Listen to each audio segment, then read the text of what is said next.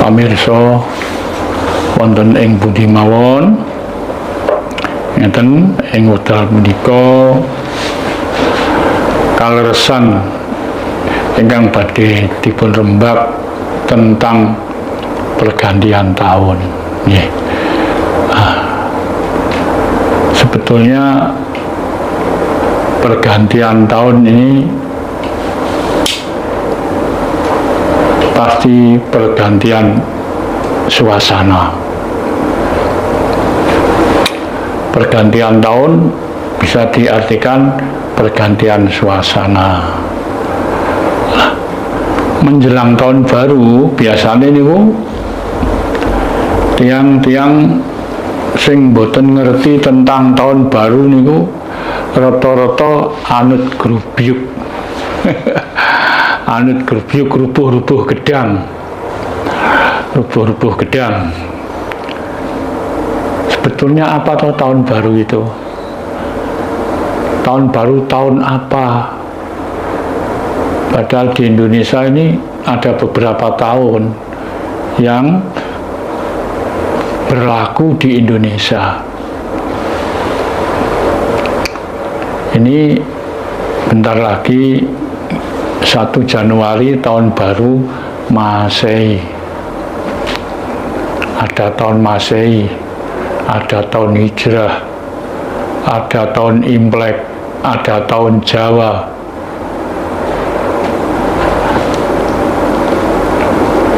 Dan banyak lagi. Kalau di Indonesia kalau nggak salah itu ada 6 tahun ini. Nah, pada umumnya 1 Januari pergantian tahun Masehi, rata-rata orang-orang ini banyak yang ikut-ikutan. Betulnya pergantian tahun, pergantian suasana. Kita selama setahun berusaha budidaya supaya luwih apik, semakin lama semakin mengarah ke kebenaran. Tapi banyak orang yang tidak tahu pergantian tahun itu untuk apa. Kalau bisa ya menggantikan suasana yang negatif jadi positif. Jadi kalau bisa kita ini selangkah lebih maju. Apa pergantian tahun Masehi, tahun Imlek, tahun apa itu kita punya pandangan masing-masing. Kalau orang Jawa ya tahun Jawa. Tahun Jawa itu tahun Indonesia, tahun Nusantara. Banyak orang Jawa tapi nggak ngerti tahun Jawa. Dari pergantian tahun tidak hanya disambut dengan wah rame-rame, nyambut dengan kembang api, masak-masakan, minum-minuman, makan-makanan, pesta-pestaan. Ya nggak apa-apa itu kalau ada. Kalau nggak ada jangan dipaksakan. Kalau kita tahun baru Masehi kita ikut merayakan, tapi orang Indonesia banyak yang tidak tahu punya tahun sendiri. Tahun Indonesia itu adalah tahun Jawa, tahun Jawa namanya. Bukan hanya tahun Indonesia, tapi tahun Nusantara. Indonesia itu. Nah, tahun barunya kalau tahun Jawa, tahun baru ya 1 Syuro, bukan 1 Januari. Nah, pergantian tahun tentu saja kita harus koreksi diri. Mana yang tadinya belum baik harus dibenahi supaya menjadi baik. Jadi pergantian tahun ini untuk membenahi diri juga. Nah, kita di tahun yang baru nanti sebisa-bisa harus selangkah lebih maju daripada tahun yang lalu. Nah, dengan istilah Jawa,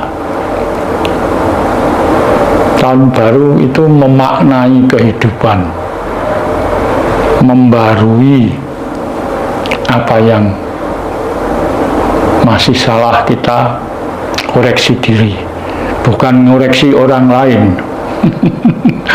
Jadi bagi orang Jawa tahun baru itu juga penting.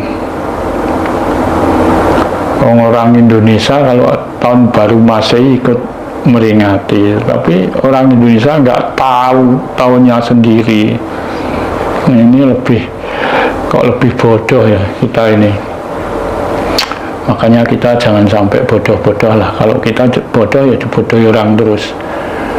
Diajak meringati tahunnya orang asing, walaupun tidak diajak, kadang-kadang ikut sendiri, ikut-ikutan. Wah, ada malam tahun baru Masehi ini sepertinya yang di desa-desa ngumpul di kota, di alun-alun. Tidak ada yang nyuruh, padahal itu nggak ada yang nyuruh. Nah, intinya apa? Intinya untuk bersenang-senang, menyambut tahun baru. Ya nggak apa-apa, nggak ada jeleknya kok itu. Tapi bu iya, kalau orang Jawa atau orang Indonesia ya tahu tahunnya sendiri loh. Nggak ada salahnya, nggak ada jeleknya menyambut tahun asing, tapi tahunnya sendiri ya harus dimengerti. Masuk badannya sendiri nggak ngerti ya ngoreksi yang dilihat orang lain. Jadi itulah maknanya kita monggo bareng-bareng silahkan hidup berdampingan dengan damai.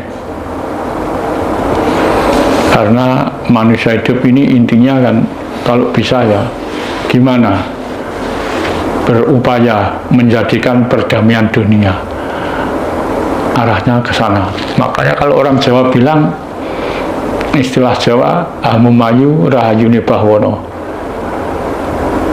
nyelametno dunia saisine, sedikit demi sedikit. Kita nggak bisa selalu bim salabim, nggak bisa. Kalau kita nggak mau bergerak ya nggak akan bisa. Masuk kita ini selalu menghormati miliknya orang lain aja, milik kita sendiri nggak tahu. Kalau kita rasakan bangsa kita ini selama ini kemunduran fisik dan kemunduran moral, sudah jelas ini tahun baru, pemerintahan baru. Tapi selama ini kalau saya amati kita masih tertinggal jauh. Semakin lama kok semakin nggak tahu jati diri. Nah, yang tahunnya orang asing dianggap miliknya, tapi yang miliknya sendiri nggak tahu. Ini tahun Masehi 2025 ya. Ini tahun Masehi ini kan sudah diakui, sudah diikuti manusia sedunia sekarang ini.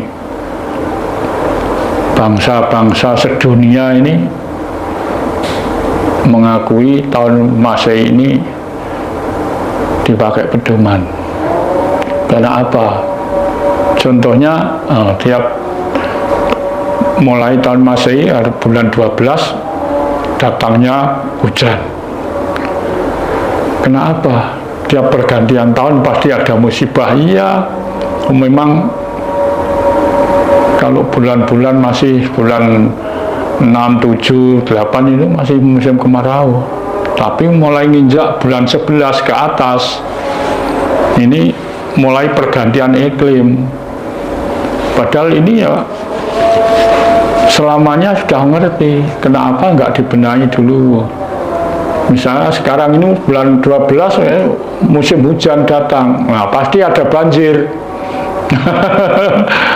Ambok ya dibenahi yang misalnya rawan banjir mana ya, di pertengahan tahun harus dibenahi dulu lah. Jadi intinya pergantian tahun ini pergantian suasana. Oke. Nah, salah satu dari yang Pak Harjo katakan tadi itu tahun baru itu merubah untuk menjadi lebih baik atau lebih maju. Nah, yang ingin saya tanyakan kan itu ada faktor-faktor yang bisa membuat orang itu akan maju atau lebih baik. Itu kan butuh sesuatu. Nah, kira-kira faktor apa saja yang dibutuhkan agar seseorang itu bisa menjadi lebih baik, lebih maju? Ya, makasih. Sebetulnya satu pokok manusia itu jangan kehilangan jati diri dulu.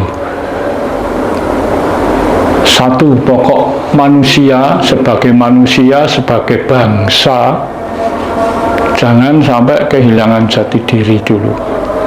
Kalau bangsa itu kehilangan jati diri, nanti ya yang untung bangsa asing di negeri kita. Coba sekarang bangsa kita Indonesia ini katanya zaman maju, yang maju apanya? Tapi ternyata jati dirinya banyak orang yang nggak tahu. Dianggap maju. Loh, zaman sudah teknologi canggih, jati diri aja nggak tahu. Malah yang dianggap jati dirinya itu yang miliknya orang asing. Nah, kalau manusia nggak tahu jati diri ya gimana? Selamanya ya ini diperalat orang lain. Pertama harus ngerti jati diri dan bisa mempertahankan jati diri. Maju dan mundurnya negara atau bangsa itu kelihatan dari pengembangan budayanya masing-masing. Tiap negara punya budaya masing-masing kok. Kita Indonesia ya punya budaya Indonesia. Kalau di Indonesia nggak ada budayanya ya sudah, berarti Indonesia itu sudah ambruk. Nah, ini masih ada, masih banyak orang Indonesia tidak ngerti dasar kebangsaan, dasar negara. Masih banyak ini. Dianggap Indonesia itu jati dirinya agama. Bukan. Indonesia itu Pancasila, bukan agama. Jadi semua agama itu bukan jati diri bangsa Indonesia. Tapi Indonesia tidak melarang agama, tapi tidak harus. Jangankan yang orang kecil, aparat negara, para pemerintah banyak yang nggak tahu kok itu. Terus mau kapan? Kalau berkata menyinggung agama ya, bicara nyinggol agama, dah takut orang itu. Karena apa? Kita bodoh. Sebetulnya kita ini bangsa yang masih bodoh. Betul itu, bangsa yang masih bodoh. Nah, bangsa yang masih bodoh ini martabatnya disuruh tinggi ya nggak bisa. Ya ini jadinya. Tahun Masehi ikut-ikutan meringati tahun baru. Nanti ada tahun Imlek ya gitu. Ikut tahun Imlek. Ya nggak apa-apa. Silahkan meringati tahun Imlek yang menjadi penganut Konghucu. Nggak apa-apa lah, kita ikut nyambut ya nggak apa-apa kok. Tapi kita sebagai bangsa Indonesia ya harus tahu miliknya sendiri. Tiap ada tahun baru diikuti tapi tahunnya sendiri nggak tahu. Masuk kita ini bangsa apa? Masuk punya kok nggak tahu. Nah, silahkan monggo yang pengen ngerti tanya. Ini masih terkait dengan pergantian tahun. Saya ingin tanya Mbak Arjo, mungkin punya gambaran atau pandangan kira-kira tahun depan 2025 Indonesia itu seperti apa, gambaran yang Mbak Arjo tangkap? Apakah nanti ekonomi mungkin ya dalam hal ekonomi akan lebih baik, atau mungkin ya begini-gini aja, atau mungkin lebih mundur atau jatuh? Lebih parah. Iya, karena kan ini kita tahu Kak, Iya. pemerintah sudah menaikkan PPN 12%. Nah, mulai 1 Januari besok. Nah, Ini tanggapannya ya, orang-orang ini pada umumnya tidak mengerti. Sebetulnya yang dinaikkan pajak 12% ini bukan urusan sembako, tapi orang kecil-kecil bingung karena nggak tahu. Dianggap yang pajak naik itu dianggap semua. Presiden kita sudah mengatakan yang naik itu pajak yang barang mewah,